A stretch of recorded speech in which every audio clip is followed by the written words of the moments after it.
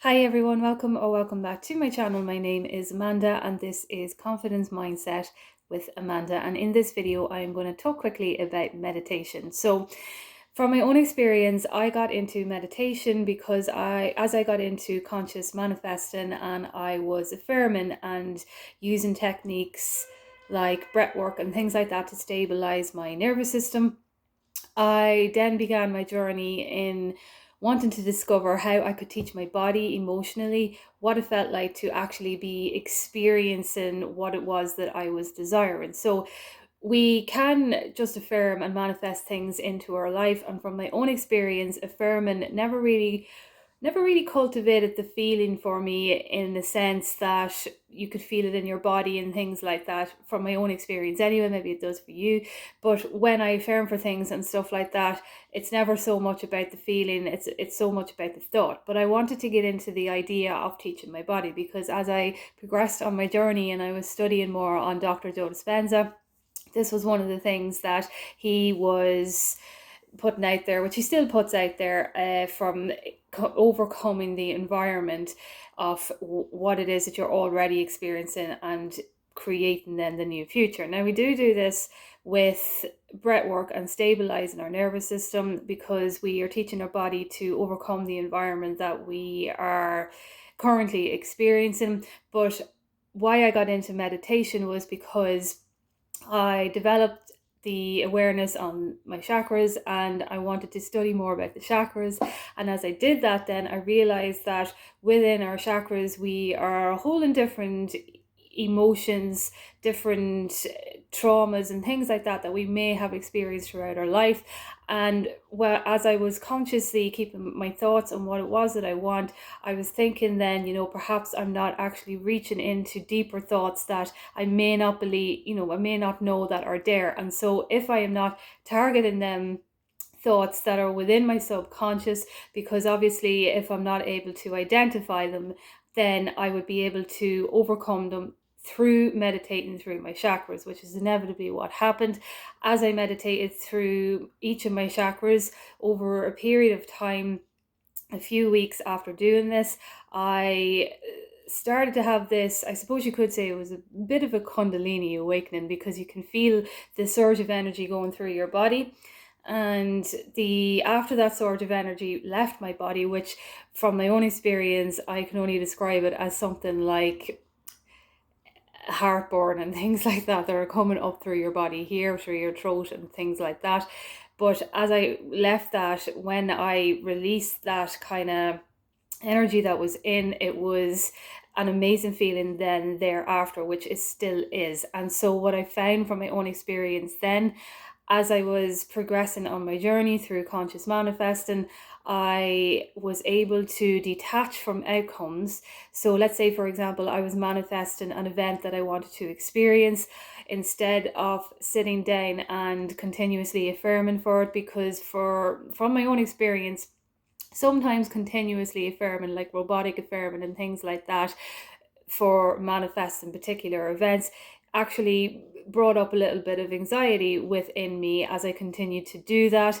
However, I have brought myself back into robotic affirming a little bit now, as I have become more aware of my thoughts and aware of my consciousness and things like that. So because of that, I was able to give myself the feeling, teach my body emotionally, as Dr. Joe Dispenza says, through each chakra, which I probably have mentioned before, through each chakra, that I was already experiencing this event. So when you study your chakras, you're able to understand then which chakra you should be meditating on more, so that you pull the mind out of the body, as Dr. Joe Dispenza says it, because our mind, when we are experiencing feelings of stress, goes directly to the body. So for example, you could be feeling anxious, insecure. These are all around your root chakra, around your solar plexus, your gut, your sacral energy then as well too, is, you're holding feelings of repressed guilt,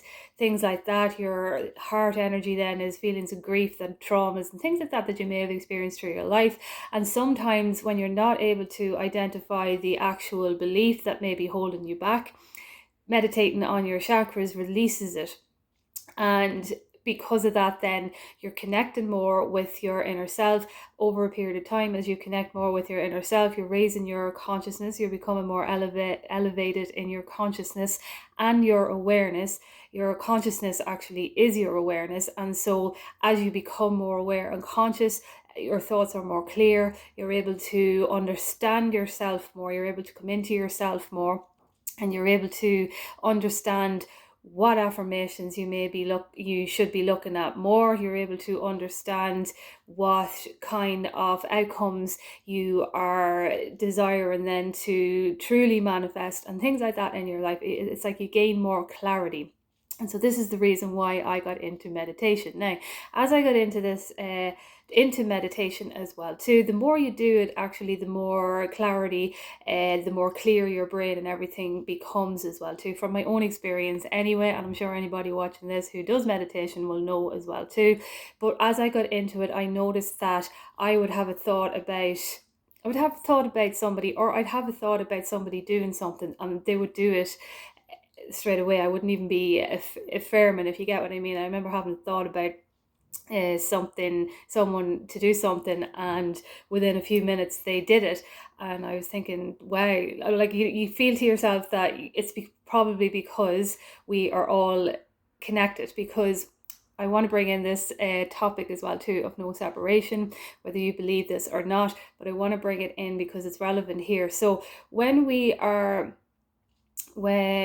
have specific people and specific ideas and concepts and beliefs and things like that that are in our consciousness, that is the only place that it is. So let's say, for example, you know people and things like that in your life.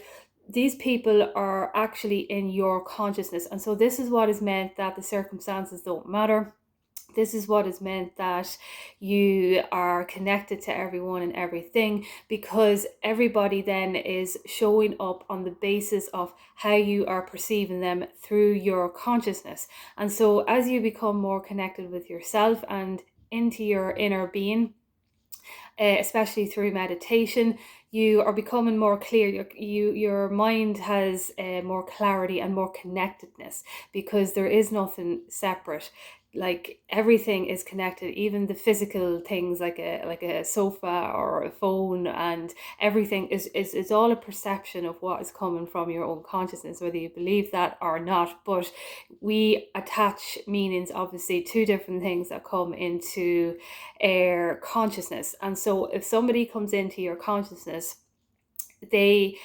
let's say, for example, there's somebody maybe that you want to manifest or things like that, they come into your consciousness and into your awareness. And so it's your awareness and consciousness that determines how that person is going to be in your reality, if that makes sense. So it's like you could have a meaning about what a sofa means to you. Let's say, for example, you look at a sofa as maybe a bed, or maybe somebody else would think, I would never sleep on a sofa, or things like that. There's different kind of meanings that you would attach to physical attributes, and it's the same thing for manifesting people as well too. So let's say, for example, I'm going to go gender specific here, that you have beliefs surrounding maybe men or beliefs surrounding women. And let's say, for example, somebody comes into your conscious awareness. Because they are in your awareness, they're always going to show up how you are conscious of their, maybe not even the actual person, but maybe their specific gender. So you could have a belief then, or limiting beliefs maybe around women or around men. And because of these limiting beliefs, when they come into your consciousness, you are giving them a role, in a sense, from your awareness of what it means to have this particular person into your life. So let's say, for example, I'm going to break this down a little bit better. So let's say, for example, you're manifesting a specific person, okay?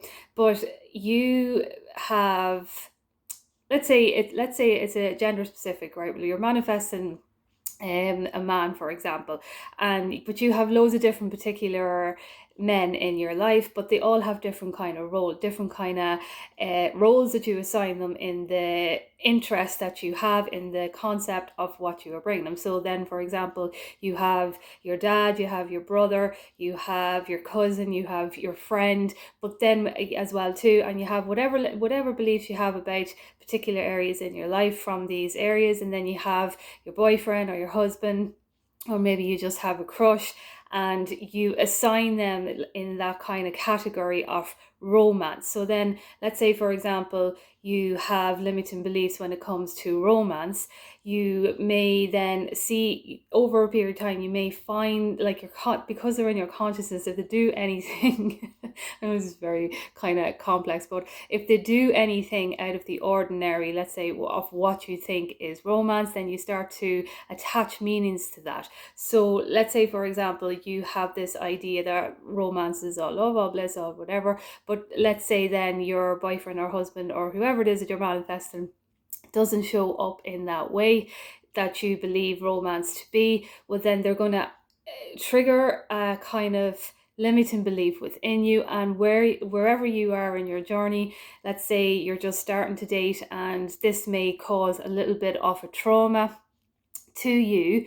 And so then as this progresses, as you get a little bit older and you go into more romantic relationships, if you haven't addressed that this was a little bit of a trauma, that this person maybe perhaps didn't show up in the most loving way, you will then start to see romance in that way. Because you're seeing romance in that way, every time you look then to another potential partner, then if you haven't addressed the belief, you will be given the same belief to them. So you will be looking at them and you will be, maybe if you haven't addressed the belief, you may be expecting them to turn out in the same way. And then this is how we're consciously then creating then more patterns, because if that person then does show up in that way, it's like it's proven to your subconscious mind, okay, this happened again, so this is what's happening in my romantic life. And so every time then you are not addressing the belief, you're allowing then for these circumstances then to come up again in your reality. So this is why when we get into conscious manifesting, we address the beliefs, because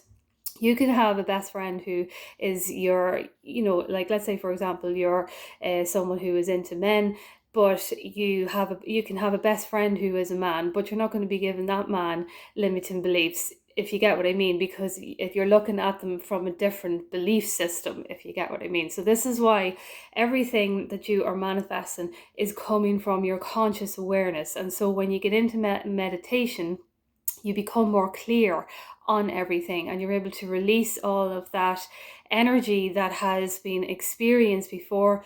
And on top of doing that with your, I suppose you could look at it then, I suppose, as a self-regulation, but on top of that then, as you are identifying the beliefs as well too, this is where you are becoming more powerful, more unstoppable, and more into your not going to say center, but into your higher self. You're connected then to what you are supposed to experience in your life. And so this is why then you are changing circumstances, because nothing is ever set in stone, because things are only set in stone if you keep accepting things that you don't want, if you get what I mean. So let's say for the example there of the idea and the concept that you may have had about romance, and let's say you create the same circumstance again, but if you continue to accept that is the only story for you, then that's when it's kind of only set in stone. And so to get into believing in yourself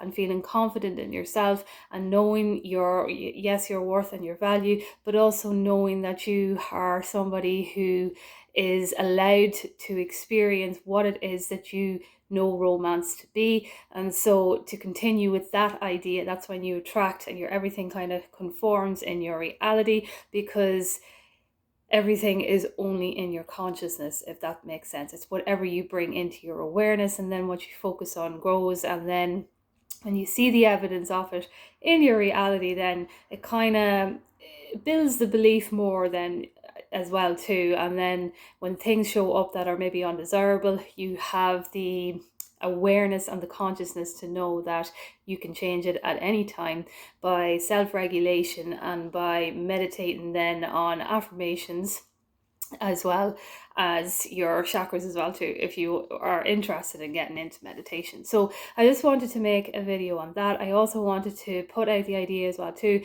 if you're somebody who is not able to maybe meditate, you prefer to use your affirmations, use whatever affirmation you want to use, but sit down and just kind of see the words in your mind, really impress it onto the subconscious. And as you are having thoughts and stuff like that to come in, keep the one affirmation that it is that you're meditating on, and let your mind wander on the possibilities of this affirmation, of all the different possibilities that could imply that this affirmation is already being manifested in your life. So let's say, for example, you're sitting there, it's easier for you to sit down rather than going through a whole meditation process.